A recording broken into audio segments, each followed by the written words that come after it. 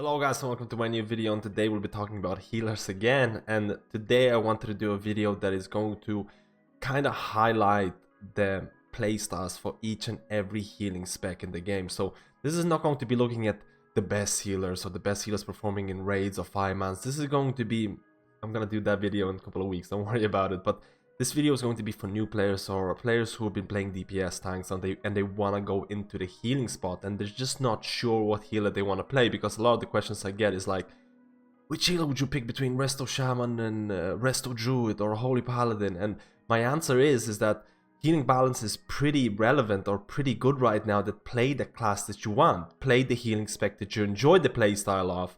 And then I try to explain what the playstyle is like, and maybe they're going to like it or not. So this video is going to be an explanation. It's going to be that visual explanation of what each healing spec is like and what they're good at, what kind of healing playstyle, because every healer has a different playstyle associated with them. And first of all, so let's start off and have a look at a restoration druid. So if you decide to play a druid in BfA, it is all about HOTS. There is a lot of your spells and talents that will apply HOTS on targets, and by HOTS it's going to be, HOTS are heals over time, which means that they might not provide this burst healing, but they're going to be ticking, they're going to be healing your target. So if you're playing a druid, it's all about letting your heals over time do the job.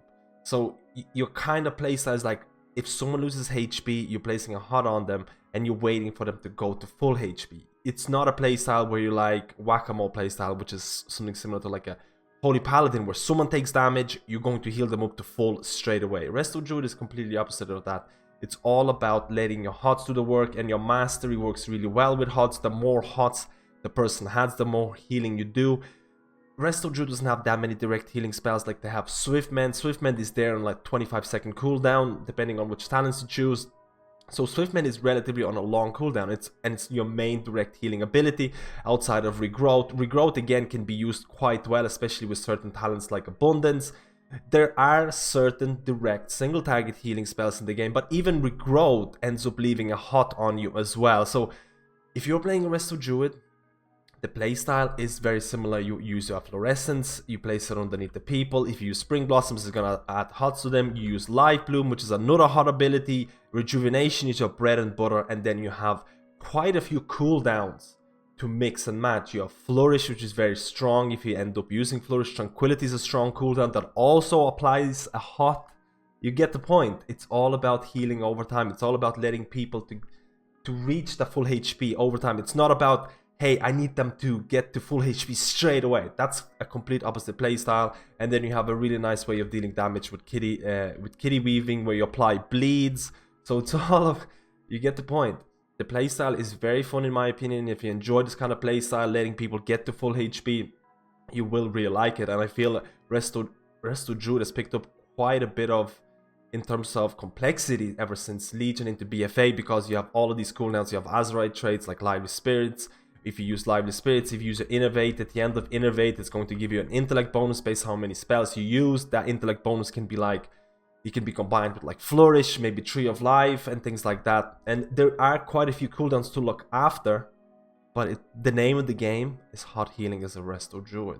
So let's have a look at the Mistweaver Monk. And Mistweaver Monk is a type of healer that provides like the best single target healing in the game through the use of combo of Soothing Mist, Enveloping Mist into Vivify, and this works really, really well, especially paired up with talents like Life Cycles and Mist Wraps, which provide you a really strong, the best single target healing in the game from any healing class. It is just an extremely, extremely strong combo. And outside of that, you have Essence Font, and combined with Upwelling talent, Essence Font becomes a very, very strong heal. It's basically, you click it and it's a smart heal that will find people to heal. If you're in range, it's going to apply a HOT. That HOT is going to double proc your mastery. So without this HOT, every heal that you do is going to proc mastery, or at least majority of the heals will proc mastery, which is going to be a heal on top of your heal.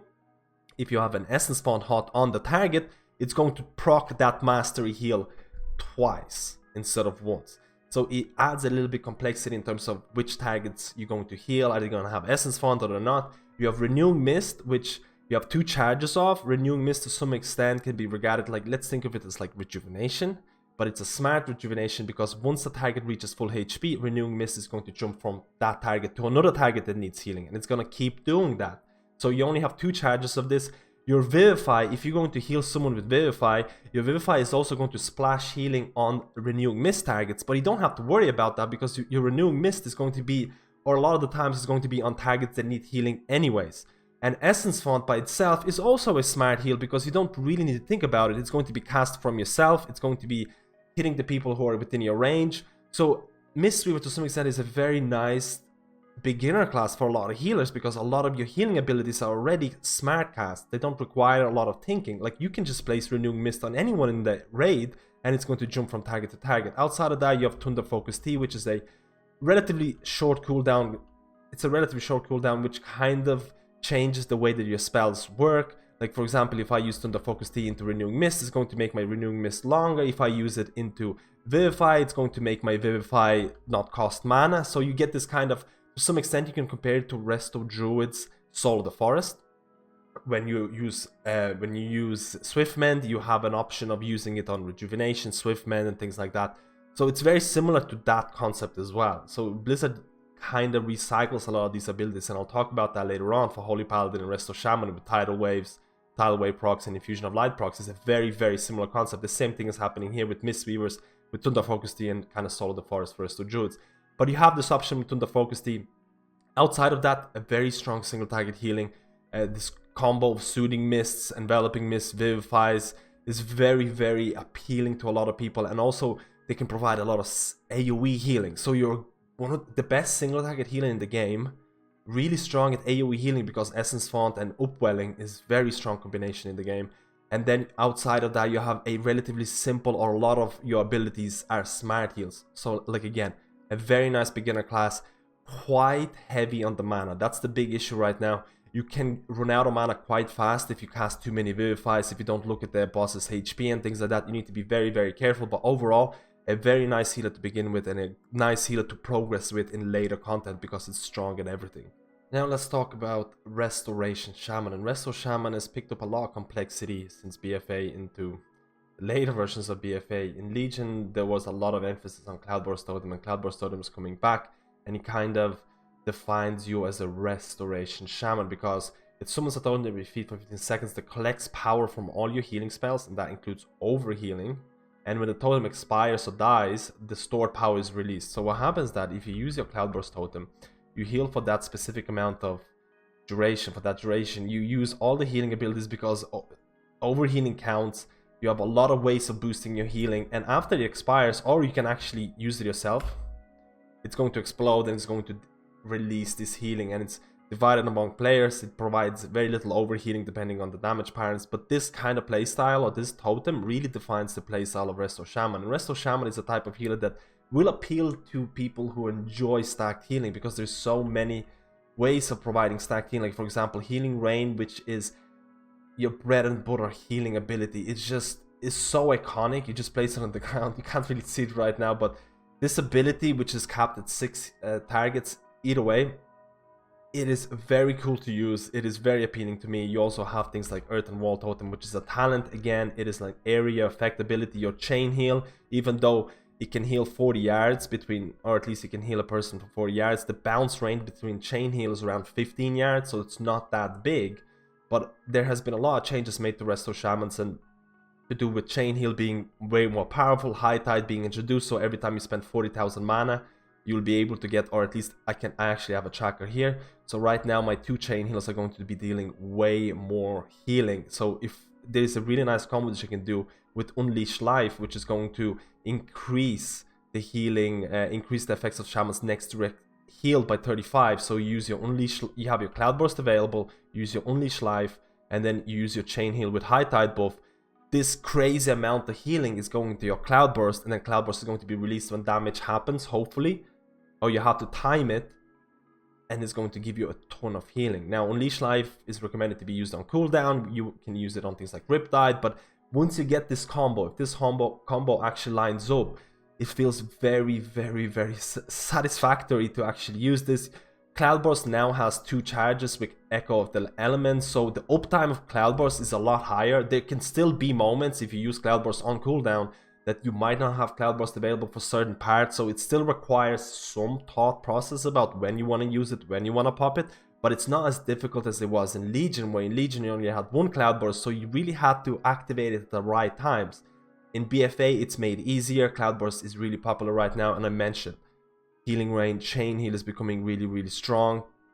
You have really cool ways of doing spot healing. Resto Shaman is a great spot healer with tidal waves. So you can see here I have one tidal wave, which is going to the cast time of my next healing wave is reduced and critical effect chance of my healing surge is increased. So this is going to be produced by using Riptide or Chain Heal. It's going to give me a high tidal wave, and then after that I can decide if I want to use my fast inefficient heal. It's going to be stronger, or if I want to make my slow efficient heal be faster.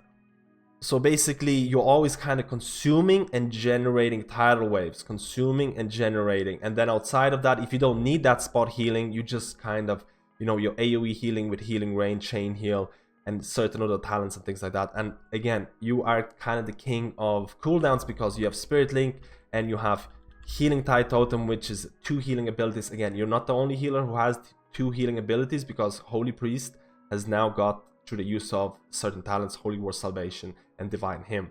But Spirit Link is considered to some extent as one of the strongest, or a very, very, very efficient cooldown in the game. So let's have a little look at Holy Paladin, and there is quite a few builds available for Holy Paladin right now with Glimmer of Light, but I've seen Glimmer of Light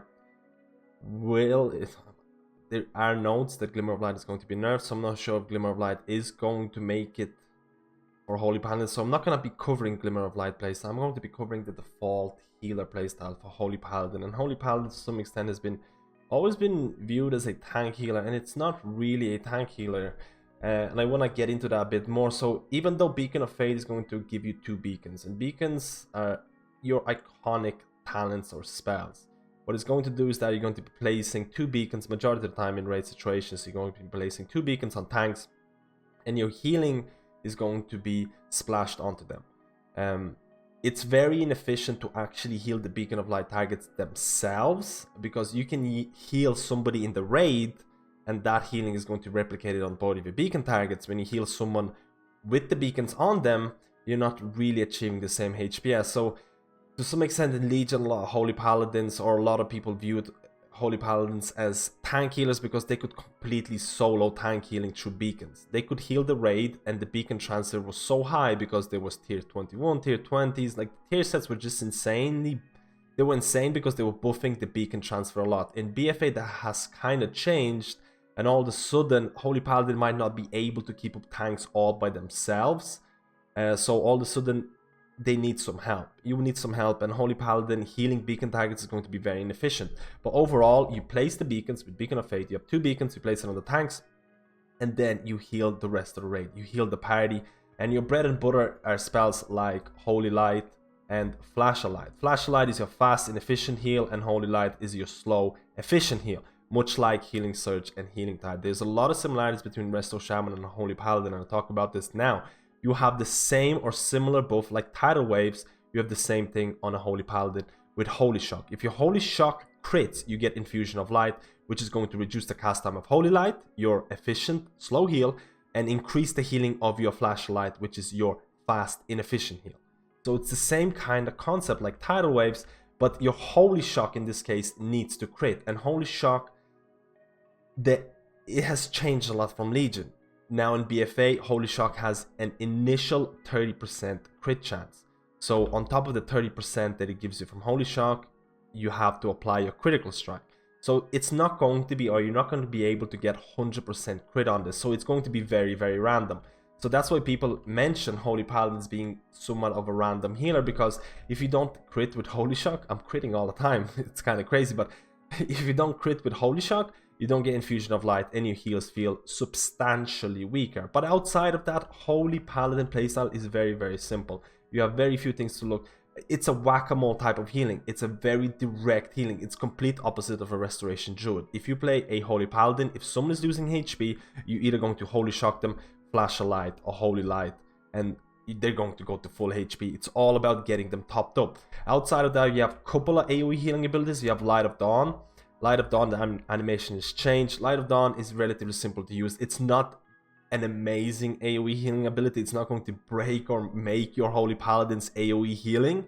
It is a nice substitute or a nice addition to AoE healing, but it's not going to be that amazing. Outside of that, the cooldowns that you used to have in Legion, a lot of them have disappeared. You still have, if you do end up using Holy Avenger, you have Holy Avenger, which is like a mini Lust for your Holy Paladin on 1.5 minute cooldown. You still have things like, you know, Aura Mastery, Aura of Sacrifice if you play the Legion has been reduced a lot. If you use Aura Mastery and if you use Devotion Aura, like the way it works, you have Aura Mastery, which is 3 minute cooldown, and you can alter the way that Aura Mastery works.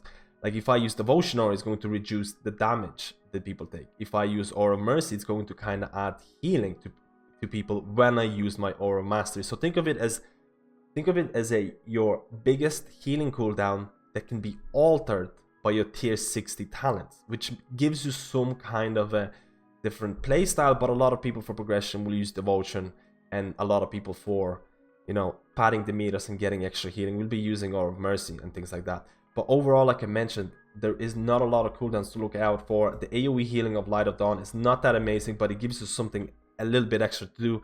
Beacons are your bread and butter, and it defines your Holy Paladin. Beacon of Virtue is, in my opinion, is using 5 mans, is one of the most fun healing abilities in the game, which is going to be, it's a short cooldown, 15-second cooldown. It's going to apply on your party members, and all of your healing is going to be applied to people with Beacon of Virtue. Think of Beacon of Virtue as short duration beacons, and it works really well in 5-man situations. But like I mentioned, Holy Paladin, contrary to popular belief, they're not the tank healers.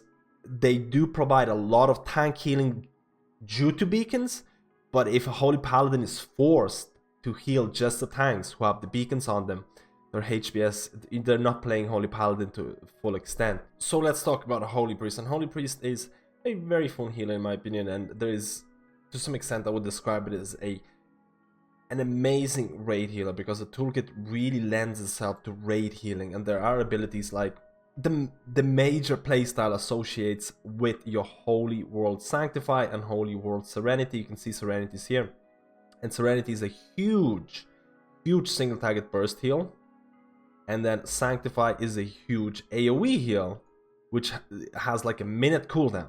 And you're wondering, like, this is such a long cooldown, how can I revolve around this? The thing is that the cooldown of these major abilities is reduced. So for example, Sanctify gets reduced by using Prayer of Healing or Renew. So basically, you're kind of using these abilities, and then if you need AoE healing, your AoE heals are going to reduce the cooldown of your main AoE heal, the same way that Holy World Serenity, which is your single target heal, also gets reduced by things like Heal or Flash Heal. And they get reduced, and you're kind of playing this play style of, hey, I have these major AoE heals, I'm going to use them, and now I'm going to use my filler abilities, and there's a lot of filler abilities. I'm going to be using my filler abilities until I get these huge AoE heals back again. And this playstyle lends to itself. You have Prayer of Mending, which again is something that you just press on a raid, and it's going to jump from target to target depending on the damage and things like that. You don't put a lot of thought into it. It's pretty cool to use. You have a lot of different abilities right now that are popular. For example, Circle Healing is becoming really popular. Again, another AoE ability that is quite easy to use as well. Then you have Halo, which is another huge AoE ability. The range of Halo is absolutely insane. Use it when there's a lot of damage, and it's going to heal a lot, all the people in this range, which is very big. Again, Circle Healing is popular. Halo is popular. You have things like Holy World Sanctify, which is a very strong AoE healing ability. Then you have a bit of like that single target healing with Holy World. Again, Holy World Serenity is a very strong heal, but again, it needs to be reduced in cooldown. You have Heal and Flash Heal to kind of, you know, help you with that single target healing. And on top of that, because your AoE is not good enough, or if you need more AoE abilities, you have 2 AoE cooldowns. You have Divine Hymn, which is a strong cooldown by itself.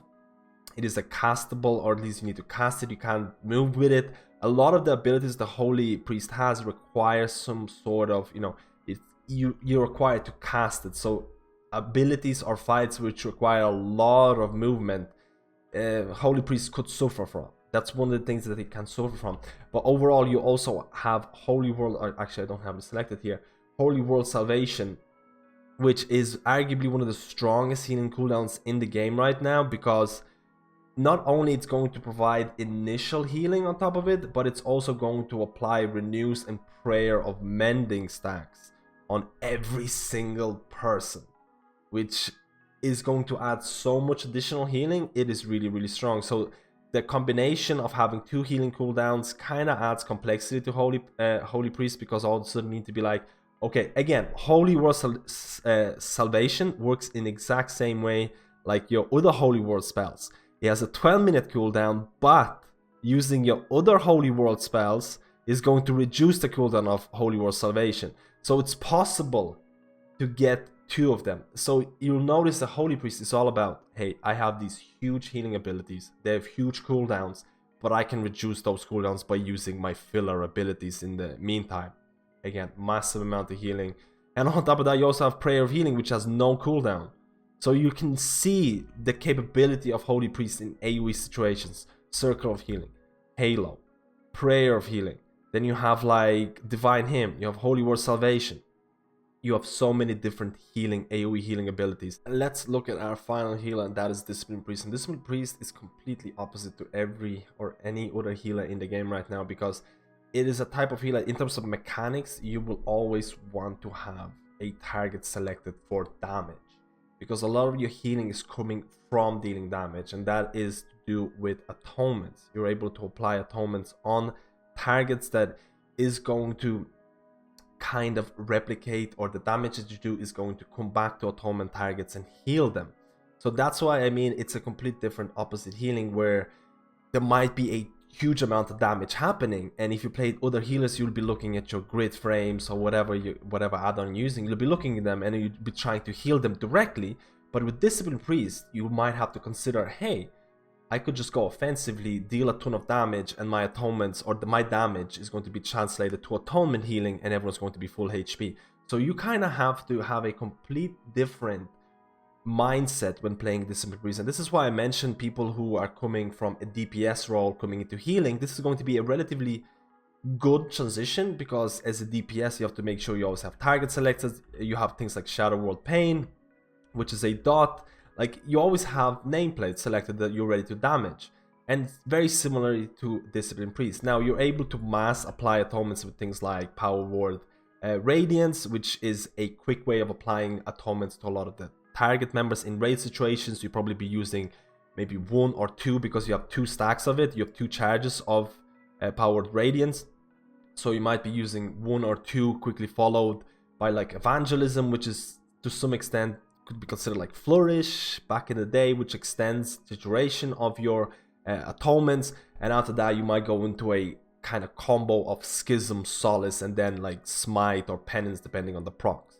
So there is a lot of burst healing potential here, but it requires, because of Powered Radiance cooldowns and things like that, it requires knowledge of when are these raid AoE damage is happening. So you might be, by default, you might be just applying atonements on a couple of targets or a couple of tanks and things like that, and just using your Smite to deal damage and to heal the people with atonements. So now you're becoming a healer that deals damage and heals the targets at the same time. When there's a big raid AoE is happening, you might be using Powered Radiance into like Evangelism. Maybe you'll be using your Shadow Fiend as well, or Shadow Fiend to add damage on the target, which is going to be translated back to atonements.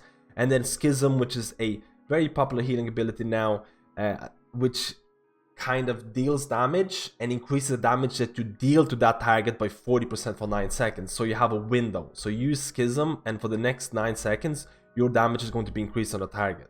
So you're dealing a ton of damage on the target, but you also need to make sure that people already have atonements on them. So this window adds complexity. So it is a relatively hard healing spec to play, but it is a very different healing spec to play, and a lot of people will find this extremely appealing, because there's not many healers that, or at least there's not any healer that you can deal damage and heal at the same time. All other healers require, hey, I'm going to dedicate myself to heal right now, or I'm going to dedicate myself to DPS right now. Resto Druid can kind of do it with heals, with HOTS over time. They can place HOTS and they can DPS with relatively decent assurance that people might not die. But with Discipline Priest, you're kind of constantly doing this DPS into healing combo all the time, and burst healing is insane, but it requires a lot of knowledge of when the damage is coming out, and there's quite a few things that I missed out, like rapture and things like that. But overall, if you enjoy, or mechanically, if you enjoy keeping track of, you need to make sure that there's enemies are alive, that you have them selected, that you're ready to use your combo on them, and then you have to make these split decisions. Do I want to go offensively and DPS and let my atonements to heal them, or do I want to go a bit more defensive and actually use like Shadow Mend and Firemans or raids or whatever, depending on Azeroth traits and things like that. But overall, hopefully, I'm hoping that this video was somewhat a decent overview. I didn't want to spend too much time on each healing spec because this could be like a 30-40 minute video if I really wanted to. This was purely aimed at people who are unaware of what healer does, what each healer does, whether they want to play this healing spec, and they kind of wondering like, I kind of want to see how that healer plays. Maybe I will get into it. Like, for example, like, hey, Discipline Priest looks so fun. I love dealing damage and getting healed, or allowing your damage to heal other players at the same time. That looks really, really fun. Or like, I love this hot healing. I really enjoy dots, hots, and things like that. I want to play a Resto Druid. Or maybe you are just like a really like kind of whack-a-mole type of healer where you see damage and you want to get them to full HP the second you want. And maybe Holy Paladin is going to be for you. So there's a lot of healers that have different playstyles. There's a lot of abilities that are recycled. Like I talked about, a lot of abilities are kind of similar between healers, and I mentioned that in the video. So maybe if you're transitioning from certain healer to another healer, there might not be that big of a difference. But guys, let me know how you feel about this video. Let me know which healer you enjoyed the most. Let me know if I missed out on something. Thank you guys. Again, this was supposed to be a somewhat compact guide, so it's not meant to be covering every single aspect of every single healer. It'll take too long. If you enjoyed the video, please do subscribe. You can check out my Patreon as well. It keeps the channel going and keeps the videos coming out. Thank you guys. Let me know how you feel about the video, and I'll see you in my next guide.